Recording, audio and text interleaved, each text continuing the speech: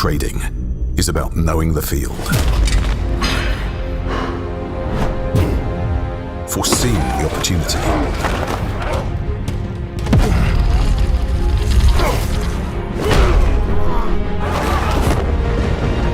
executing at the right moment.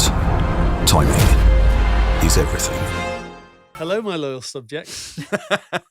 How long have you been waiting to say that? And welcome to another episode of The Good, the Bad and the Rugby in partnership with City Index, the leading provider of spread betting, CFDs and FX trading. Alex and Hask have decided to have the week off. One's out there skiing and one's in the Maldives. Oh. One's on a very discreet family vacay and one is already naked with a pineapple on the social media. I'll leave you to decide which one is which, but I'm pretty sure you'll figure it out relatively quickly. So I would like to apologise from the start if this descends into being an hour or so of my heavy breathing into the microphone, but to hopefully save me from that, I've called upon the fourth wheel of the GBNR, Mr. Ben Kayser. How are you, mate? Hello, very well, thank you. And obviously we've got the ravishing Wow. Okay.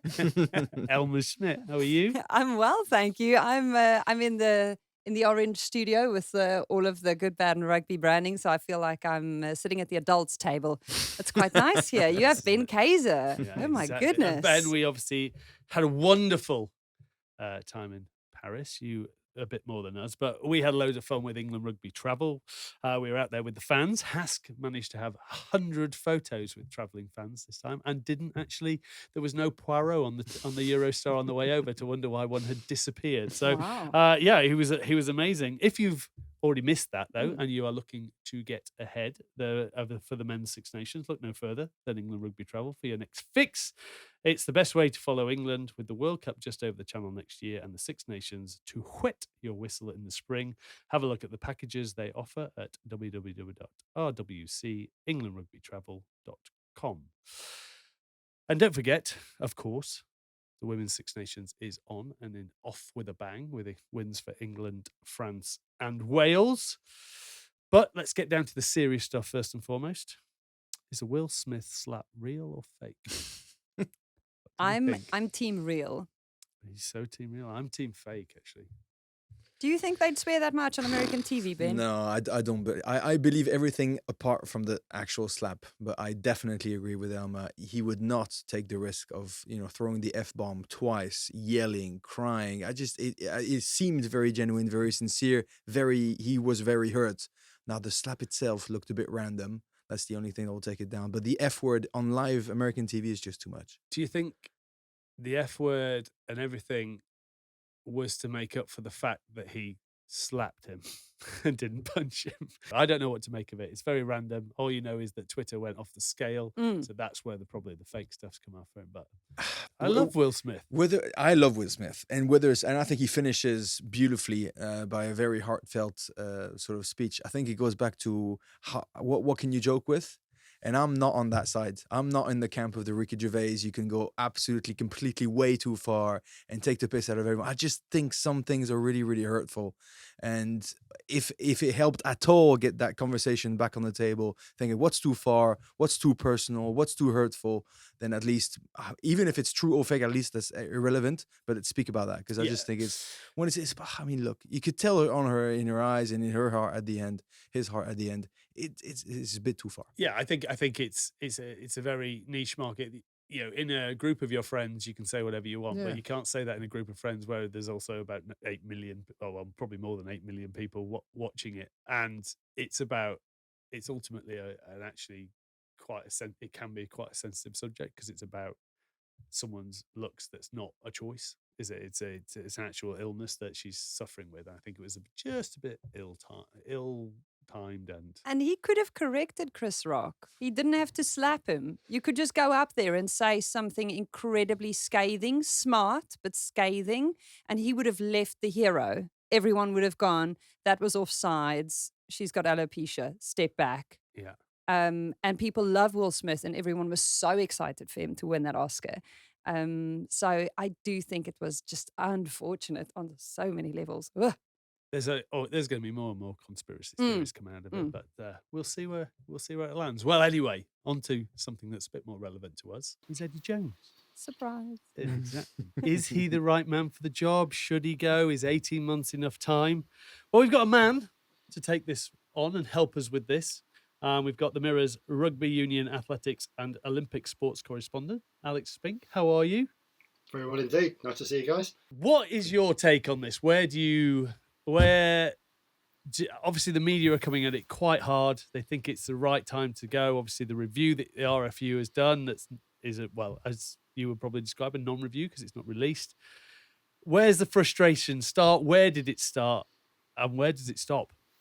The frustration for me is that there doesn't seem to be any visible accountability for Eddie Jones and the coaching team at the moment. It's not per se the performance that Eddie's doing, is putting in, although the last two Six Nations have been pretty wretched. 6 defeats out of 10 games, which for England is not good enough. I don't think for many of the home unions that would be good enough. It's the way that it's explained away and almost brushed under the carpet each time, despite assurances to the contrary from the RFU, but no evidence is ever presented. And I think that's the frustration, Tinds, as much as anything else. We look at the way that France have been developing. Yes, they've taken until this year to win anything, a point which Sean Edwards made repeatedly up until last Saturday in the Stade de France. We're doing well, but we haven't won anything, so you've got to reserve judgment. Nonetheless, over 2021, 22, you were able to see France improving pretty much week on week. With England, we just haven't seen that improvement since the World Cup. There have been a couple of good moments, shall we say. The way they found a way to beat South Africa in the autumn at Twickenham was impressive. A game they probably would have lost 8 times out of 10. They lost Tulagi. They found a way to get around the edges and to score tries. We saw Slade, we saw Smith, and we came away from that and thought, wow, okay, this new attacking vision that England are talking about is delivering something. We get to this Six Nations and we've seen none of it. They've scored 3 tries against teams that aren't Italy. And we've reached a point now where they lose to France in the Grand Slam game. No complaint. In fact, it was probably England's best performance of the campaign. And yet no sooner have they stepped off the pitch than the RFU are telling us how impressive it was and how encouraging it is. And I think really they run the risk of taking everyone for fools. It's not about the press and Eddie. It's about, we are the messengers to the public, if you like, and it's about not playing the public for fools. Nothing wrong with being disappointed. Nothing wrong with saying it's not good enough. We've got to get better. But let's say it. Let's not pretend that everything is good. Yeah, I get what you're saying. If you go back over the last 2 Six Nations, I would say they are the closest 2 Six Nations we've had in a long time. Where you could say that any team on any day, and we have said this on this podcast, could have beat each other in the top 6 in the world, let alone the home nations. So you take Luke Cowan-Dickey's whatever you want to call it, volleyball pitch or whatever you want to call it, and the red card out of it, that could easily be 2 games the other way. Are you focusing mainly on the performance of the team, which I get if you do, because I agree with you, the attack this Six Nations wasn't up to scratch? Or do you take it as a whole in the fact that Eddie's recent life has been a little bit of a, something out of a Ronan Keating song? It's a little bit of a roller coaster. Is that the main problem? Is there's not a consistent way? There's not a consistent wording or description of how they want to play? I think with Jones, what you see is what you get with Jones. He's brought in on big money. He gives great sound bites. You're not going to get any of us complaining about what Eddie says in the press, because that sells papers, and none of you lot should be complaining about that either, because from a broadcast point of view, it's fantastic. I don't think that's the issue. I think the issue is a little bit of accountability, a bit of consistency, a little bit more humility. Perhaps, not we know better than everyone, just kind of sit down and it's all going to be fine in a year's time. The Six Nations is a big deal, as we've seen from the reaction of Antoine Dupont and the French, who have just absolutely fallen over themselves with their achievement from last weekend, and rightly so, because it's been 12 years for France. This is a big deal to win a Six Nations and to win a Grand Slam, and it seems too often with England that we're always looking forward to tomorrow and what tomorrow may bring and how great the World Cup's going to be. And listen, it doesn't matter, England finish nowhere in the Six Nations because next year it's going to be better. I just think for a rugby nation like England, with the resources it has, with the support base it has, with the quality of individuals it has, and this is a team packed with good individual international players. This England team aren't a bunch of mugs, but put them together at the moment, and they're not looking very impressive. And I think that is the concern. Do you think Bill Sweeney's sort of statement, how sort of mellow it was in some ways, added more fuel to the fire rather than actually sort of dousting it in any way, shape or form? Yeah, I mean, I think he definitely had to chase it up, because I just think, listen, had that been Stuart Lancaster lost 4 Six Nations games between 2012 and 2015. England played some pretty terrific rugby in that period of time. Each year they dropped 1 game, and so they finished short of the big one. Ultimately, that cost him. Okay, with that, but at the same time, he went to and produced the worst World Cup performance in English rugby history. Whereas Eddie, he has these periods where he's lost 6 games on the trot, 7 games on the trot, but he took us to that World Cup final. Is that the frustration that there isn't a consistency in performance? Yeah, I guess, but I don't think any of us should be smart enough to imagine that everything is just going to be in a straight line. England, you can't expect, whether you're England or whether you're the All Blacks have just taken 2 huge defeats in the autumn. They wouldn't have wanted that, and I don't think anyone would suggest that means that they're not going to be competitive at the World Cup. I don't think that people are being unreasonable in expecting a high level of consistency from England and a high level of performance. But England speak with one voice. It all comes through Eddie. That's the way he chooses it to be. Everyone kind of echoes what he says. But with that comes a degree of accountability. And when it goes wrong, he's going to get some of the stick. In fact, he's going to get the majority of the stick because he is the majority of the voice. You can't have it both ways, I don't think. Rassie Erasmus got stuck in, obviously, and said, "Don't tell me Eddie Jones has suddenly become a bad coach," in a column that he wrote. What do you make of that? Well, I think he's right. I don't think Eddie Jones has suddenly become a bad coach. But Elmer, it's top level sport isn't always about that. It's not always only the top coaches that produce winning teams. Sometimes you get lucky. You get lucky with injuries. You get lucky with the group of players you've got at the moment. Other times you actually make your own luck in a way that I think France have been doing over the last 2 or 3 years. If you take the French setup, they saw themselves at a pretty low ebb. The relations between club and country weren't great. In so many regards, it was a disjointed, fractured relationship. Fabien came in with Rafa, and they worked very hard at tying up those little loose ends and building from the ground up, and they've done it in a very clever and impressive way. And perhaps because they have done it so well, that has reflected poorly on England, because it's shown them up a bit. I think we just have to judge France and say, well done to France. They've been terrific, but I don't think we can take the ball, our eye off the ball with England and just kind of forgive everything because Eddie's been a great coach who took England to the World Cup final. I'm surprised, Tinds, that you would make that argument.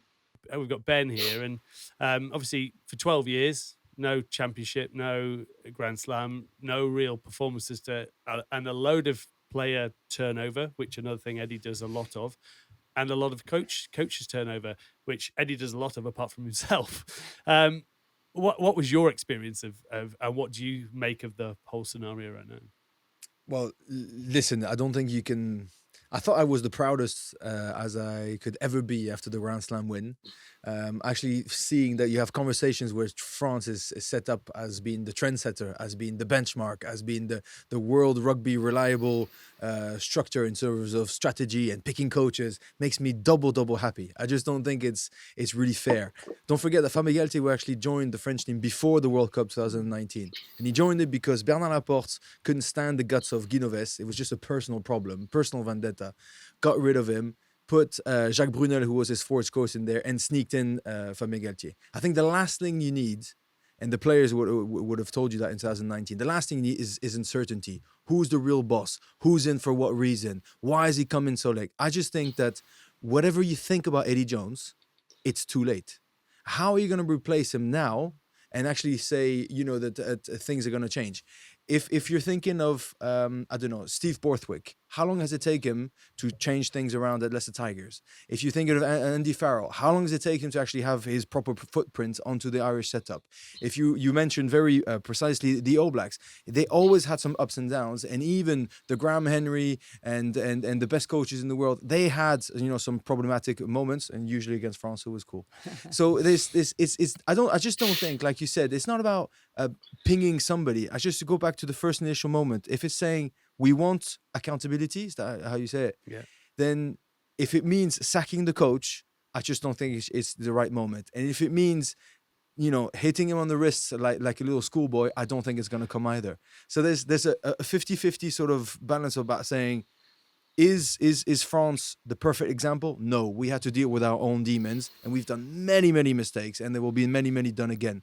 But when it does click, it clicks perfectly, and that's how the England were in 2019 until that final. So, is the ideal solution then to take a leaf out of France's book and introduce Eddie's successor sooner?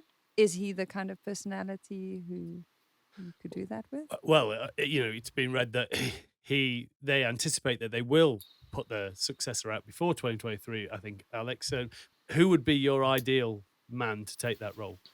Well, I think it depends. It depends when they do it, Tinds, to be honest, because if they're not going to do it now, in some respects, saying Steve Borthwick at this period of time is irrelevant, because it might have all gone kind of pear-shaped for him by the time. I mean, just a broader point on this. England have been saying ever since Eddie first took charge in November 2015 that they were going to have a succession, a line of succession in place for when Eddie stepped down, and that in the first instance was supposed to be 4 years after he started the job.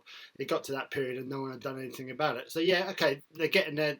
They're now talking about doing something which they should have probably been doing 4 years ago. But notwithstanding that, of the people who have that caliber at the moment, people would talk certainly about Steve Borthwick, and I think you would have to have Andy Farrell. You definitely would have to have Sean Edwards. The fact that England haven't approached Sean Edwards seriously is a dereliction of duty, as far as I'm concerned. I can't understand how it's even conceivable that he hasn't been offered the job on countless occasions over the last 8 years.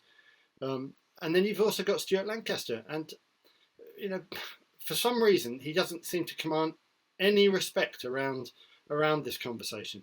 And given that he has put the blueprint in place, which has turned Leinster into the team, which has turned Ireland into the team that they are, I find that remarkable.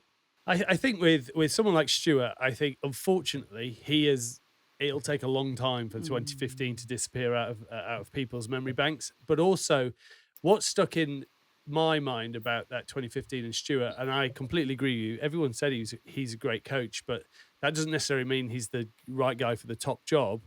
And I think that came out if you speak to Hask and other people who were involved. But you've got to get the personnel right. And now I agree with you. I think Sean Edwards, I think Andy Farrell. But do you think right now the RFU and Eddie Jones are the problem in terms of the whole package that it comes with? Who has responsibility? The fact that nothing's ever reviewed properly and released out there in terms of what are your KPIs, how are you trying to grow the sport? What are you trying to achieve on the field?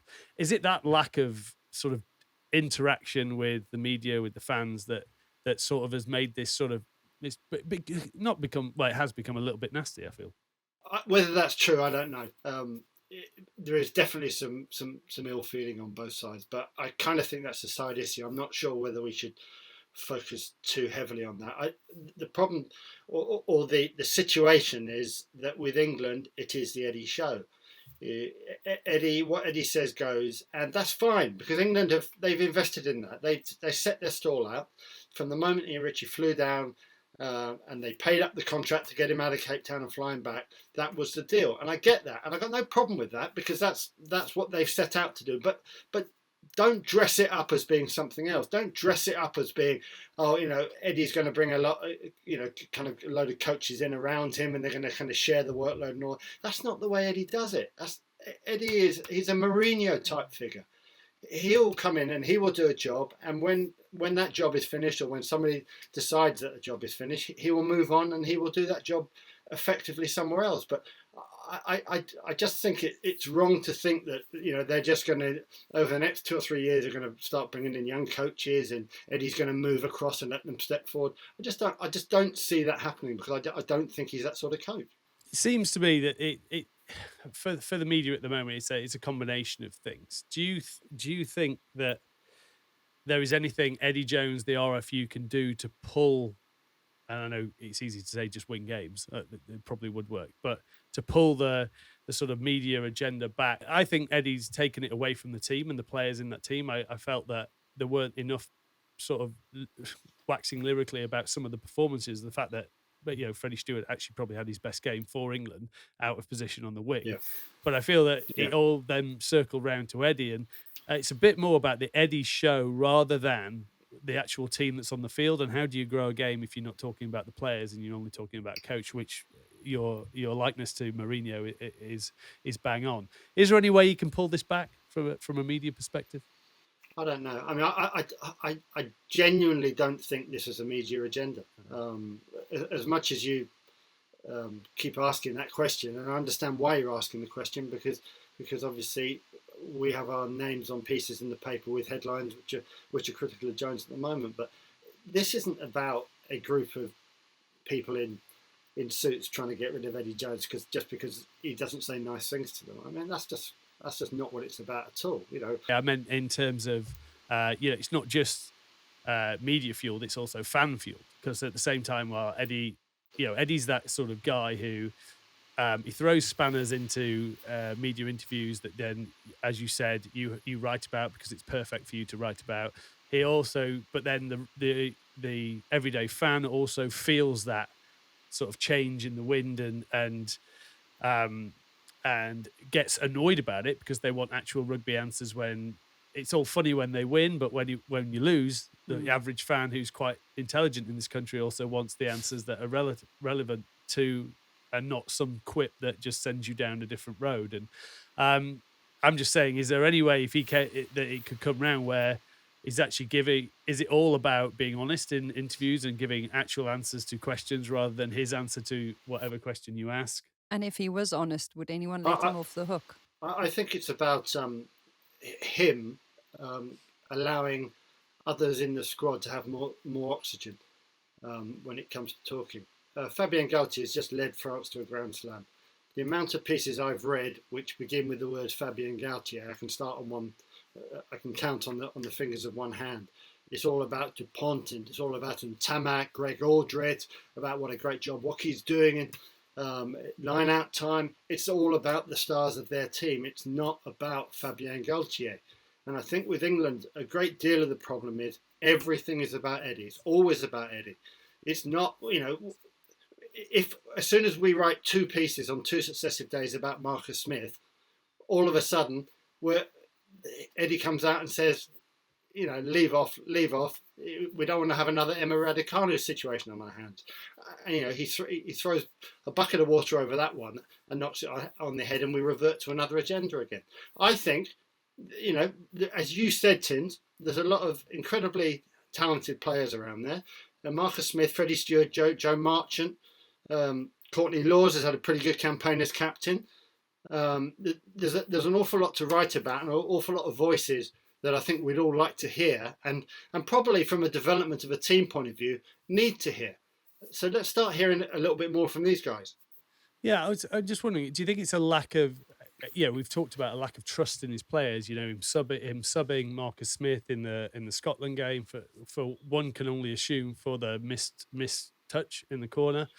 Do you feel he's missing someone like Owen Farrell, where he can rely on him taking that heat? If you flip back and you've just sort of reminded me, the main person that always got headlines was Owen Farrell, either whether it be for him winning as a game, his tackle technique.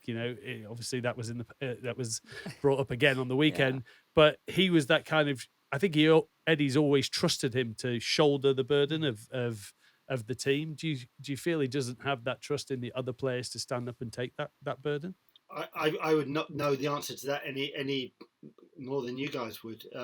But on the face of it, we just simply don't hear enough from the others, from the other leaders. I mean, Richard Cockerell joined England as a coach. Richard Cockerell. I mean, no one's got more of opinion on life than Richard has.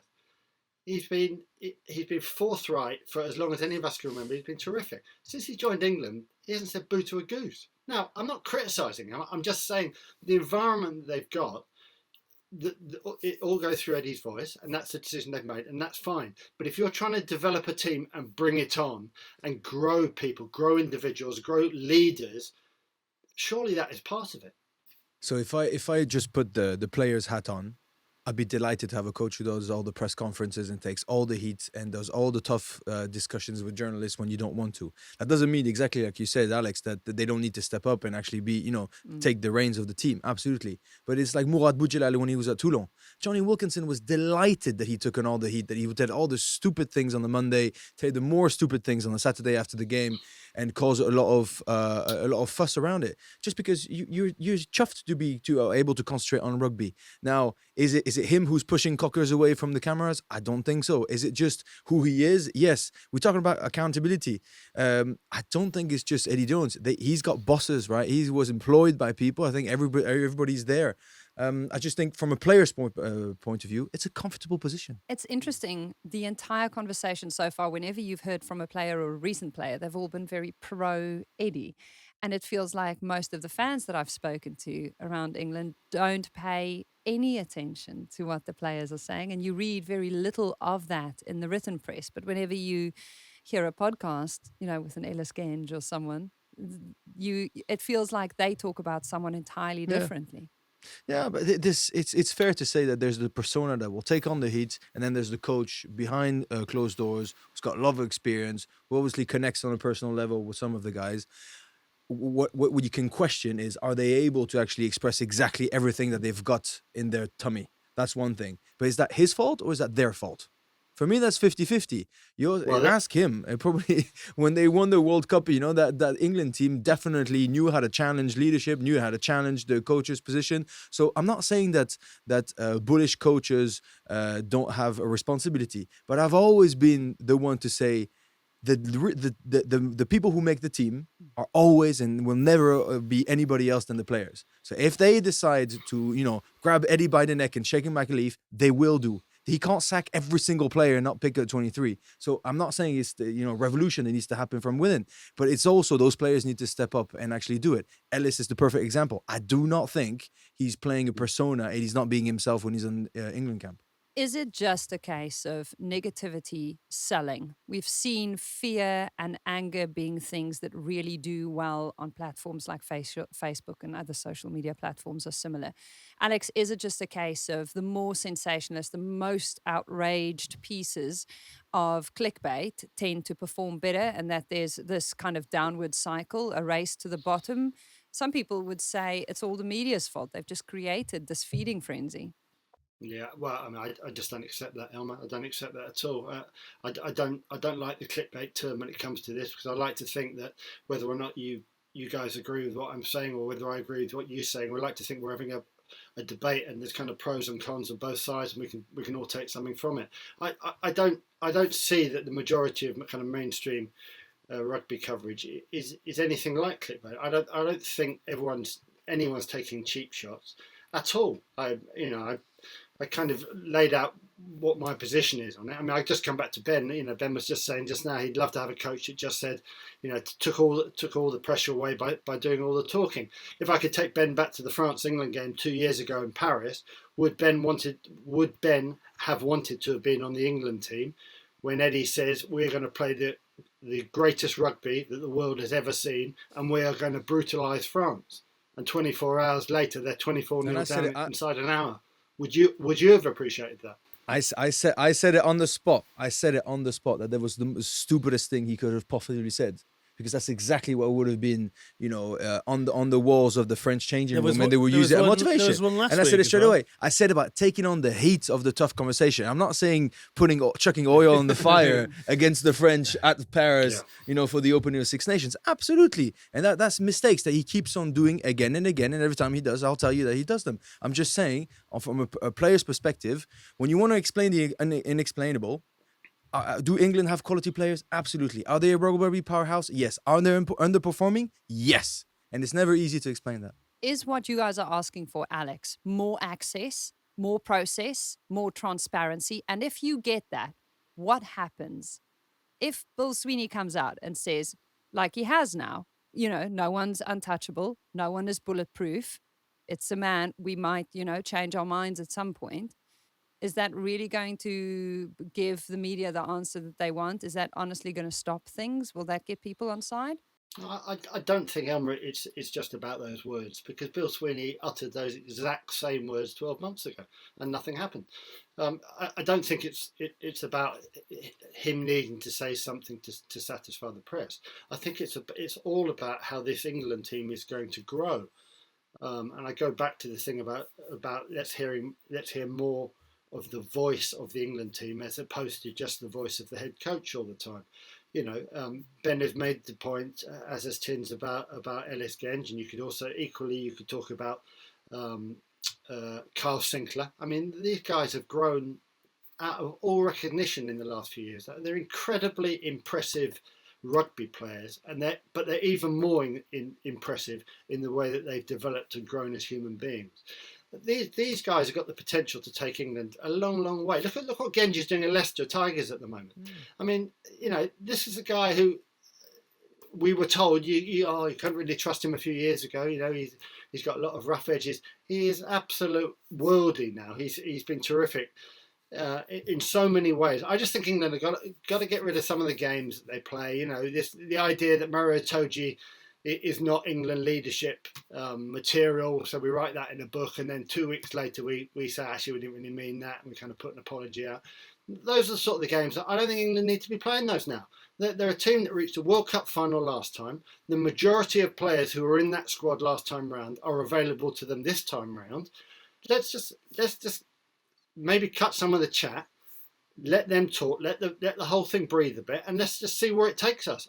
Nobody's got any other agenda than I think anyone who covers rugby in this country, in England, but the same goes for everywhere else. Everyone wants it to be a success. There is not a single person out there that's writing about this sport that wants England to fail. I can promise you that. Absolutely not a single person. I feel that it's just listening to you talk, listening to us talk, speaking to fans that I speak to every day. There's just a frustration that I think might have come from the same thing that's been going on for 6 years now. So just to finish off, I'll ask you one question. Do you think, A, the RFU will make a change before 2023? And B, if he stays, will you back him all the way, or will you make him work for it? If he was going to go, who would you want to put in there, which means pulling people? Just give us your dream team. Give us your dream team. I know it's unrealistic, but give us your dream team. I don't think for 1 minute he will go. And I don't think it's necessarily the right move for him to go. I think the only way Eddie goes before the World Cup is if he decides he doesn't like something and goes on his own terms. I just don't see England getting rid of him. There is the 18-month template in place. Razzie did it before the 2019 World Cup. He turned South Africa around and he made them winners. England are hanging their hat on the fact that Eddie's record against the Southern Hemisphere is very impressive. It's a very high win rate. They are making no secret of the fact that the World Cup is everything.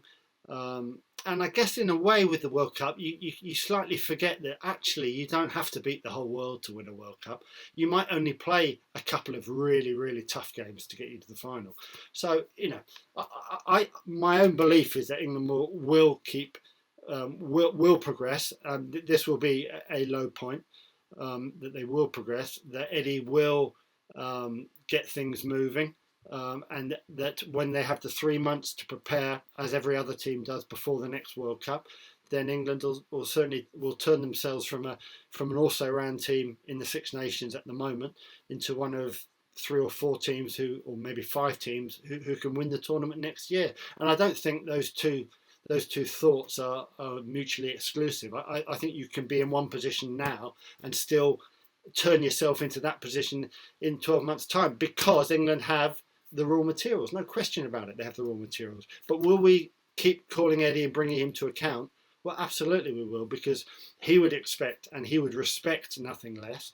And I think that on behalf of all the fans, we've got a duty to keep calling him to account. Last question. Looking at it now, where you are, does it need to be nailed down, that succession plan, before 2023 so it can be held to account? I think they need to be developing people who they want to come in. The danger always when a coach talks about, I'm definitely leaving, we saw it with Ireland before the last World Cup. Joe Schmidt said, I'm definitely leaving. All of a sudden, he just seemed to lose a lot of his powers and a lot of the aura around him. I think that's a dangerous game in high-level sport. For anyone to not become quite a lame duck, but to kind of talk about life after me, etc., etc. I think you've got to be pretty much full bore on until the World Cup. But there has to be, behind the scenes, there has to be an understanding that things are being put in place. And they don't have to be shouting from the rooftops about it, but I think there has to be understanding that these things have to be put in place. We can't wait until 24 hours after the final at Stade de France in 18 months' time for someone at RFU to say, right, okay, well, we better now start thinking about it. You've got to put these things in place. England claimed to have a war room, and they claimed to have all this data, etc., etc. Well, good. Let's hope they would, because that's the sort of professional outfit they should be, and let's hope that they are putting something in place. But I don't think anyone's asking for them to name Joe Bloggs is the man to succeed Eddie, and we're going to tell you that 16 months out. I don't see the value in doing that. All right, Alex, thank you very much for your time, and we'll catch up soon, no doubt. More than welcome. Cheers, guys. Well, at this point, I would just like to point out that in June 2018, South Africa were ranked 6th in the world. Just on the topic of everyone panicking and worrying, a lot can happen in 18 months or a little less. And you lost in Italy. Yeah, and had just lost to Italy. Yep. So there's hope for Wales as well. there's hope. There's hope. Listen, you're talking to a country that did the last 50 years of being average, or 50 years, the last 15 years of being average in Six Nations and banking everything on the World Cup. Give us 3 months together. Give us a bit of brotherhood. Give us this. Give us that. Anything can happen. Of course, anything can happen. And England will be strong during the World Cup. The reality is, there's nobody else. So I don't think you should even speak about it. I just feel it sounds like a frustration of a fan that is coming from the media, in the fact that, the thing is, Eddie's been in for so long. Clive got out in 2004 because I think Clive knew in 2004 it was a full rebuild job. So he was like, well, actually, am I going to stake my whole reputation on a full rebuild? That's going to take time. That's going to take, and that's why he got out. Now, with Eddie, it's been a load of mind games for 6 years and stats that he can pull back. I mean, he is Mr. Stat. This is what you say about him, is he works so incredibly hard, and he's a real student of the game, but that allows him to not misuse stats, but use stats to suit his end or what he needs or anything like that. And so when people fire questions, he can always pull up an answer. So why do you keep kicking the ball away? Well, we score, you score 90% of your tries in the first 4 phases. So I don't want the ball. there's everyone knows that the people who kick the most generally win. It happened, against England. France kicked more, but it's not always about that. That's just a stat that people can use, and that's what stats are. But I think what the main thing is frustration, isn't there? And I think it's because it's 6 years of playing mind games and throwing things out that it's at some point, unless you're winning every game, you can get old pretty quickly. He's not easy, let's face it. He's not the smoothest, easiest character. I mean, listen, if he was my coach and he said those things before the French games, and we got melted in France, I would have been raging. For me, I was saying thank you, please keep them coming, because I know that's what that was put in the thing. The other argument that's quite funny, if you compare what's being said in France. So I don't agree with what he said about Fabien Galtier being away from all the articles. That's just bluntly not true. He's not a TikToker, obviously. Mate, he's absolutely central to everything, and his name is parading everywhere, and he's flirting with the limit of going from confident to arrogant to being a proper tool from time to time. But he is winning, and he's clever, and he obviously knows that he's winning and very, very clever. But the last thing I wanted to say is that in France, they never speak about the English money. They never speak about Eddie Jones' contract. In England, it's the first argument that comes back every time. It's not an idea of resentment, but it's he was paid, a lot of money. England have got so much money. Why? I just think it should be the same. I mean, when New Zealand went through a bad patch, they never speak about, how much money did New Zealand ever have? No. How many players do they have? When France went through all those years, never did we speak about the French economy, because probably the economy wasn't the same. But still, there's a wealth of players and the wealth of talent. It's a waste of economy that doesn't exist. Doesn't mean the economy can't come, right? I just think that money argument is only used in England for some whatever reason, because it just spices things up from the get-go. What's interesting for me as an outsider, being here now for a few months, is the absolute obsession that rugby fans here have with having to be the best. And it ties into that money thing, is that we have all the money. We have this amazing domestic premiership. Why are we not winning? It seems like people equate those two things with the fact that you should be, top of the table. There should be no one who should be able to hold a candle. But Razzie brought this up in the fact that he always talks about it's the greatest thing for South African rugby, because he's got 7, 8, 9 players in the Premiership. We talk about we haven't changed our nines in years, and then Rafi Quirk can't get a game because he's behind Faf. So he's like, it's actually brilliant for South African rugby. Is it great for English rugby? Possibly not. But then that's what we all celebrate, is we've probably got the best, between us and France, the best 2 leagues in the world. But yet we have the most diversity in terms of nations probably in those 2 leagues too. So we are actually helping other nations from that point. So look, I don't know where they go with it. I don't think they'll change. I do think it would be nice to see Eddie maybe narrative change, and as we just talked about there, see the players a bit more. But is that the strength of what you said, Ben? Is that the strength of the players standing up and taking that by the scruff of the neck? I don't know. There's definitely a bit of that, but I would like to see. I mean, of course, before games, after games, you need to hear the head coach, right? That's a given. You're not gonna all of a sudden put him last in rank. But during the weeks, all the interviews that we see, I just want to know. Maybe I don't know the answer, but I don't see Eddie Jones say, "Nope, you can't speak to Maro. Nope, you can't speak to him. Nope, you can't speak to that one. I'll take on everything." I just don't see it happening. Maybe I'm being completely naive about it. But there's also, players I think are happy not to be in the spotlight and just to be able to concentrate on rugby. Well, I think that's the Eddie Jones thing done. I'm not sure we've solved everything. I think we found there are a few frustrations out there that aren't just shared by the fans. But now, obviously, Women's Six Nations has kicked off. Live show last week. How was it? Girls were good fun, actually. Bots and Zoe were a lot of fun out there. Yeah, speaking of frustrations, the level of frustration they're having with the Watt bike in rehab at the moment, that poor bike. The only piece of machinery that can make you sick very quickly, very easy. We discussed that. The detail of the extent of that was discussed. Hannah Bottoman has no filter.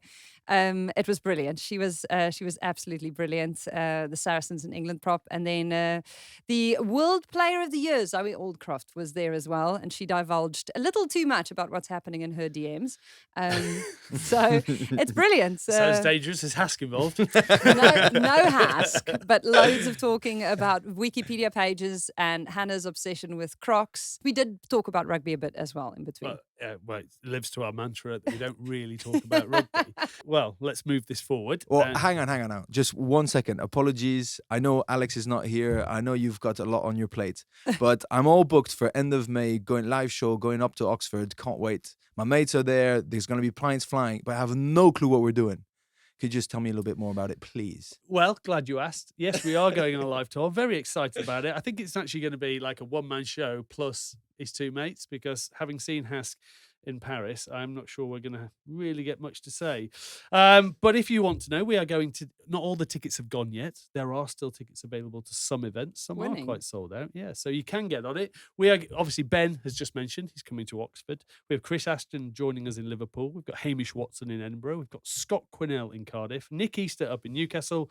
Mark Quato in Manchester. Genji's coming along to Nottingham. Jiffy Davis in Swansea. We are recommending that you are over the age of 40 to come to that one. And then we've got my old mucker, Jeremy Guskett in Bath. There are obviously also Sheffield, Dublin, London, Birmingham, Bath, and Southend that are also on the list. And we'll be announcing those guests very soon. It's going to be well worth it. Good fun night out. And if I can say anything, if you haven't seen Hask live, it's interesting. So you missed one thing. Goodbadrugby.com for all the details. Oh, I did miss that. Thank you. Right. The Women's Six Nation has kicked off with a bang. Obviously, a great win for England on the weekend, followed by a fantastic win for Wales and for France. Yeah. So, to bring in and talk about it, obviously she's back. You know, the only person who plays 20 minutes for their club and then straight back in, the Queen Bee. Starting the only person with a podcast named after her is Emily. Hello, Emily. So how was it? 20 minutes into 60 minutes. How was the body feeling afterwards? A bit sore come Sunday? Do you know what? It was all right. I think the nature of the game meant that I probably didn't take that many contacts and whatnot, but I did start to cramp up a little at 60 minutes. And our physio, this is going off topic a little bit, but our physio gave me this, what was like anti-cramp juice. And I put it in my mouth, and I'm not lying, it is the worst thing I've ever tasted in my entire life. Because we used to swill vinegar juice and you'd spit it back out. And I did that, and I thought, oh my God, I meant to spit this back out, but it's all already in my mouth. So I just spat it back on the pitch and went, Ash, am I meant to swallow that? And she was like, yeah. So I had to do another one and actually swallow it. 30 seconds later, I got subbed off, so I was fuming. It worked though, you didn't cramp on the walk off, that is. Well, yeah. So Simon Middleton obviously said there were frustrations left out there. Has he put a bit more detail on that for you girls? And what are the work-ons for this week? To be honest, we haven't really come back together yet. So we obviously played Saturday. We had a bus journey back down from Edinburgh to London yesterday, and then we all came back home. So we've had today at home, which has been really nice, and then we join back up tomorrow. So we'll kind of pull it apart a bit more tomorrow. But yeah, I think it was just a bit kind of classic first game, having not played in a while sort of syndrome, just all a little bit scrappy at times, a little bit loose. Probably not necessarily always where we want it to be, but at the same time also a really good performance for the first hit out. Why is it just the fact that you guys haven't played together in a while? I mean, a lot of you have been playing, not you, but the rest of the team have been in action in the Allianz Prem 15s. So these are not by all accounts players who've had a long off season. No, I think I suppose it's hard. I guess you've also trained a lot together. Training's been really good. And look, it's by no means that game wasn't terrible by any stretch of the imagination. And I also think we've got to give some credit to Scotland. They're a far better outfit than they've probably ever been. And they have played together quite recently when they, obviously a couple of weeks ago in Dubai, qualified for the World Cup, which was awesome for them. So I think it's just, as I say, a little bit of kind of that post-Christmas rust, and I suppose normally we would have played sooner given the old Six Nations window. I guess it's a little bit later now, but yeah, we'll be better next week for sure, hopefully.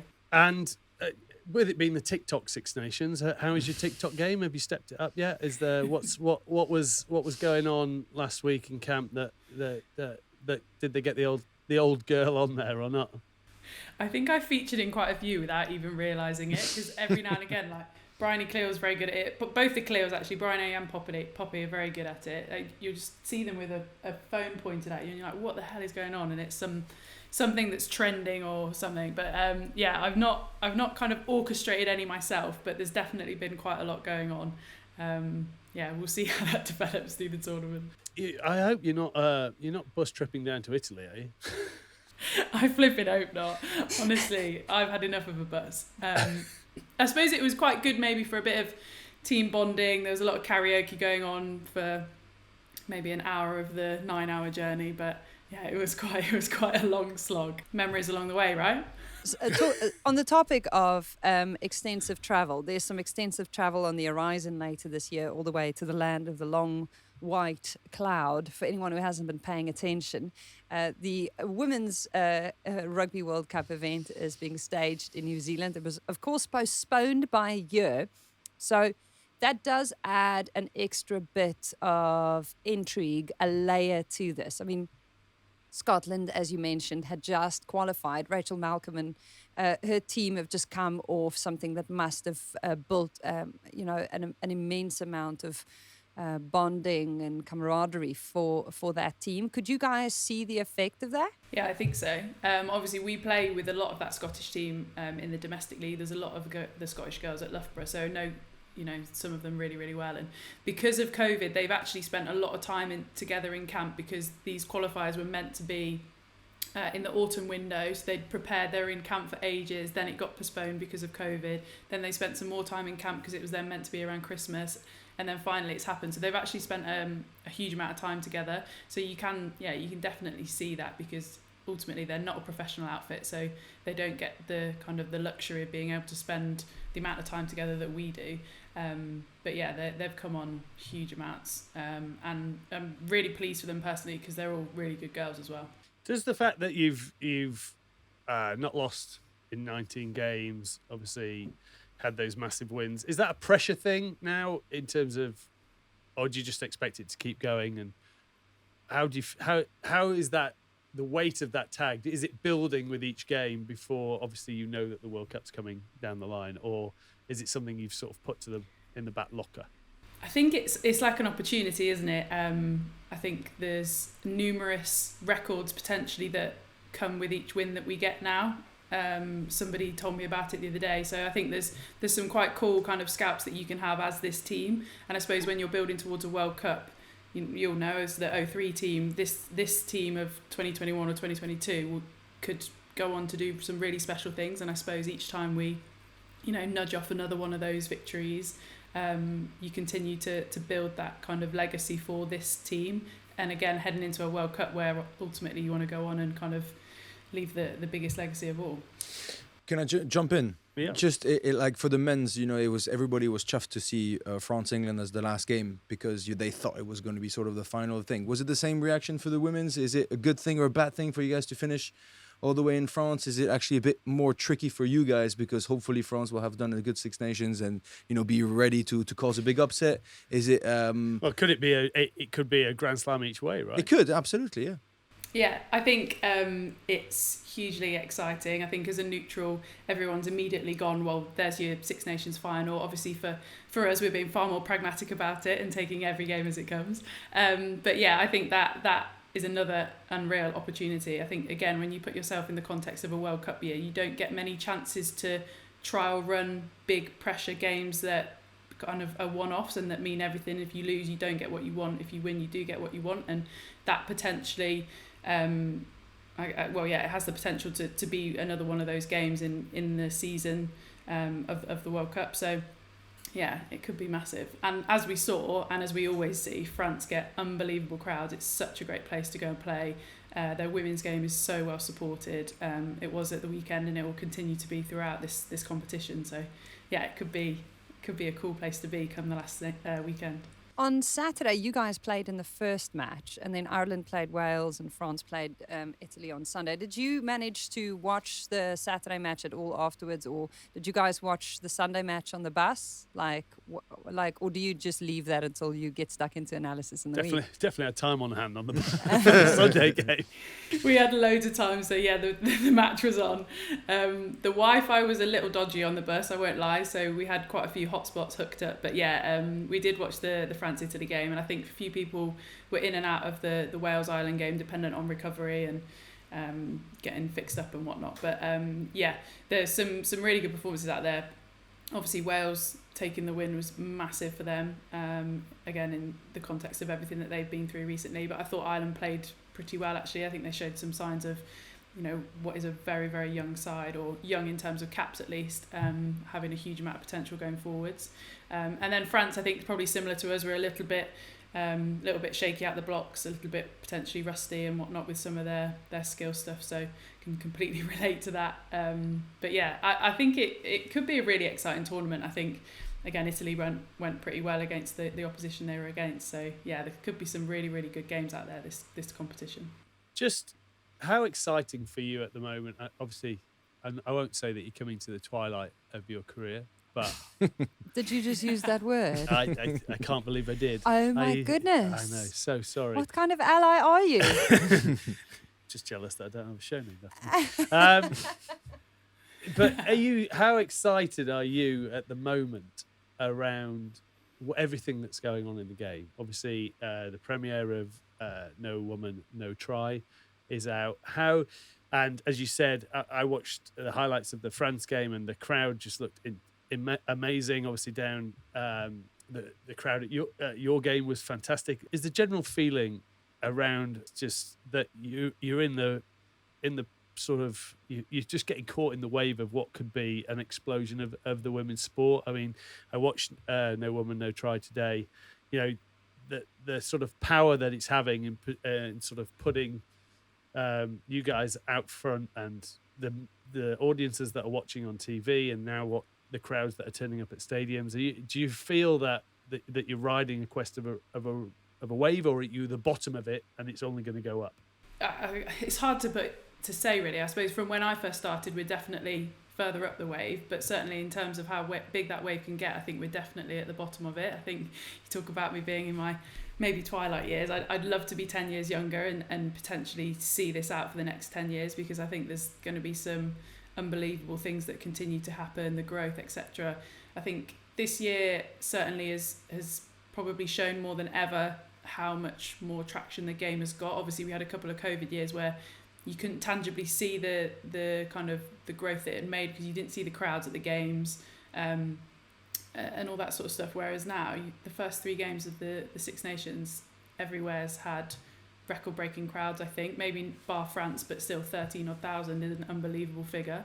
So it's not just now happening in England or in France, it's happening, up in Scotland, over in Ireland. There's big pushes being made everywhere, which is, as a fan and a player, hugely exciting. And yeah, it's exciting to see where this can go. We've just got to, I guess, for me, the biggest thing is continuing to make sure that the product we're putting out there is best possible one it can be, so that people want to get behind it. And do you think people are listening in terms of other nations? Obviously, you've got all the girls in the England team are fully contracted. Obviously, there's contracts with the Allianz Premier 15s. We've got 12 of the Welsh girls now contracted with, or 14 with another 12 on retainers.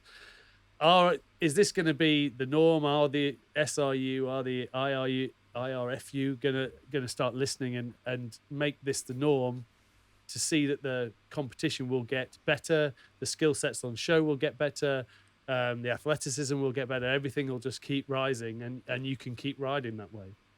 I think they have to. I think obviously we were very lucky in terms of being the first nation to do that, but since then we've seen, like you say, so many more nations, whether they've thrown everything at it, or whether they're going a bit steadier, perhaps like Wales are doing.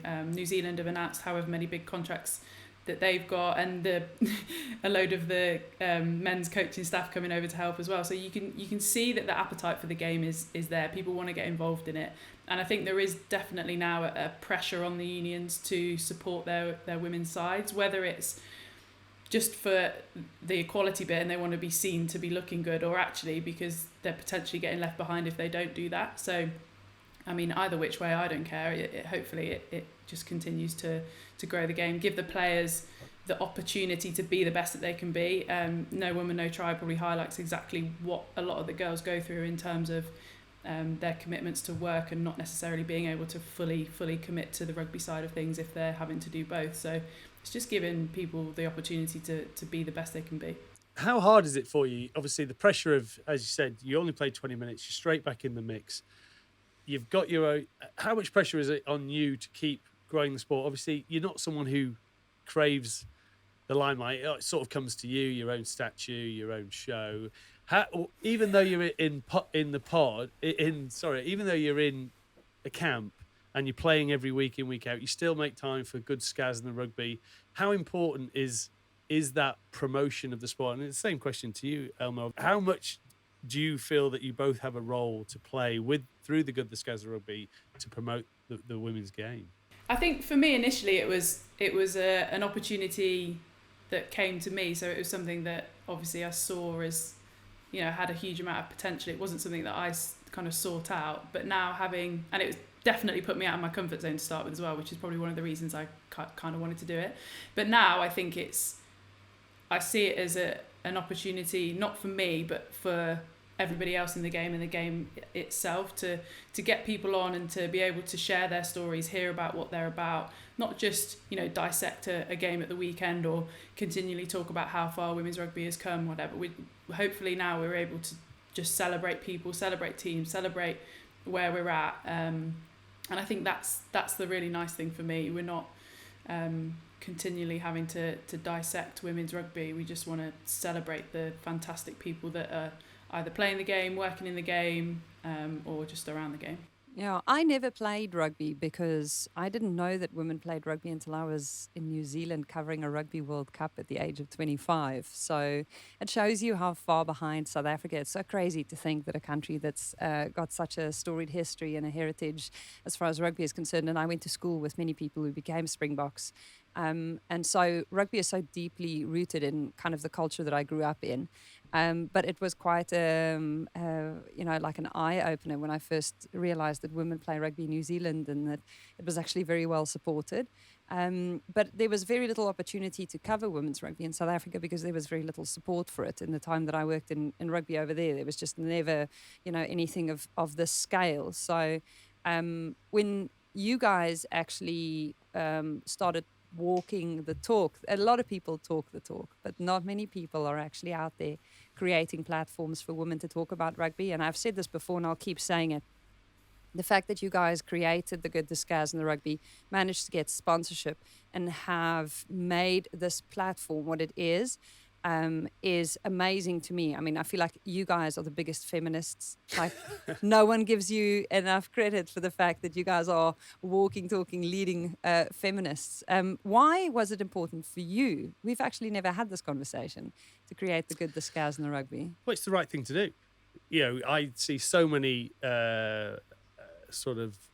similarities between, I was old enough to sort of just be the first year out of school that turned professional, and I see the same issues that we had back then. And it's not about, people are fast to judge, and it was never not the norm for me. I don't look at a woman and go, she shouldn't play sport. I actually look at a woman and go, which sport should she play? And the only thing that you can't do in this world, you can't deny people from doing what makes them feel themselves. Everyone deserves to be happy, and if that's on a rugby field, then that should be on a rugby field. If it's in a wrestling ring, it should be a wrestling ring. It does not matter. People have earned the right to just be happy in whatever they do. And by a very small bit, helping, Emily doesn't need help promoting her name, but she needs help. Everyone needs help promoting the sport and the characters within the sport. I always say this, if you ever get a chance to speak with Shauna Brown, you should. Because she's so passionate about it. But then there's characters, we learned that from the live show with I'd never heard Bots or Zoe speak really before. I'd only seen what they do on the field. Yeah. And there's characters galore, and you can see that through all the girls' TikToks now and everything else. And that's what makes rugby. It is for everyone. I know that comes out on No Woman, No Try. It's made for everyone. We always said it about the men's game. It doesn't matter whether you're big, small, slow, fast. There's always a position. There's always a role within a rugby team that you can fulfill and play to a level that makes you happy. I always say every body matters. There's no such thing as the wrong body for rugby. There is not. We actually celebrate the larger gentleman. I like it. So first he points at me because you're a front rower, so I have to point at you. That you pointed at me a couple of seconds ago. You pointed at me when you said the faster ones, and I felt really good. I was happy. With every I felt welcome. With every compliment, you know? I do like to take it. No, hang on. I just want to take you back to your point when you said it was the right thing to do. I think obviously that's a very respectful thing, but there's something more to it. It's because it's the fresh thing to watch. It's because it's different. I don't think women's rugby should ever try to copy men's rugby. Definitely don't. I think the reason why Emily and her team will have a cracking time in Bayonne for the last game against France is because they want to put on a show, because it's fresh, because it's positive, because it's genuine, because women usually don't have sort of the moral barrels to not be appear vulnerable. So that's what sports has to be, right? You have to show the full spectrum of personalities and who we are as human beings, and that's why it is. And so Bayonne is going to be absolutely pumping on the sun on its own. I think people will fall in love with it because it's women's rugby, not because it's rugby on its own. And you're going to want to go there for it. And if you want to judge, which people love to do in this day and era, and you don't like women playing rugby, then don't tune in. But don't sort of write bad things about them because it doesn't fit in with your way of thinking. That's not the point. You should be out there making. If someone's is happy with something you don't believe in, it's called balance that we've seemed to have lost in this sort of day and age. Then be happy that they're happy. Don't worry about yourself. If you don't like it, you don't like it. That's your decision. But come here if you do like it and follow the girls, and they'll show you how it's done. And you know what? I love seeing people like you guys and Brian O'Driscoll going out to go watch the Irish woman play over the weekend. I love when high-profile allies actually stand up and go, this is really brilliant. I mean, Emily, that's so good to see. I noticed at the Oscars, the Academy Award for the short subject documentary this week went to the Queen of Basketball. Now, our own sporty brownie, Emily Scarratt, has a bit of a background in basketball. Shaquille O'Neal and Steph Curry were the exec producers of this film. And Curry wore trainers earlier in the month with Queen Lucy. So she was the first woman to be drafted in the NBA in 1977. And the fact that they made this documentary is so beautiful because this is not someone most people had known about. And it's not even a current player. Like, they're honoring someone who played basketball in the 70s because there was almost no recognition back then for the work. But if you are a man who has any size platform at this stage, if you add your voice to women's rugby, I assure you it will be noticed by a huge group of people who otherwise feel like, Emily, I don't want to speak on your behalf, but in the conversations I've had with many women, they say, we really notice when you talk about us. We really notice when you tweet and when you comment on things because it's so quiet sometimes. Preach, Elma. I'm here for it. You speak on my behalf. No, 100%. Like it's so powerful, and there's some brilliant ones in the game at the moment, and hopefully there will continue to be more and more, and there'll be more and more because they actually and kind of appreciate what it is that we're doing as well. Not just because women are playing the sport that I play. Actually, I'm going to watch this game.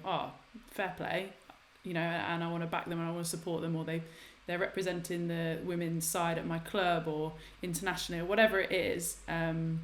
It's super important to have that because, like you say, it just continually gives us traction, visibility, and continues to kind of open us up to a wider audience as well. If you're looking for a game to watch this weekend, England, of course, are playing Italy away in Parma.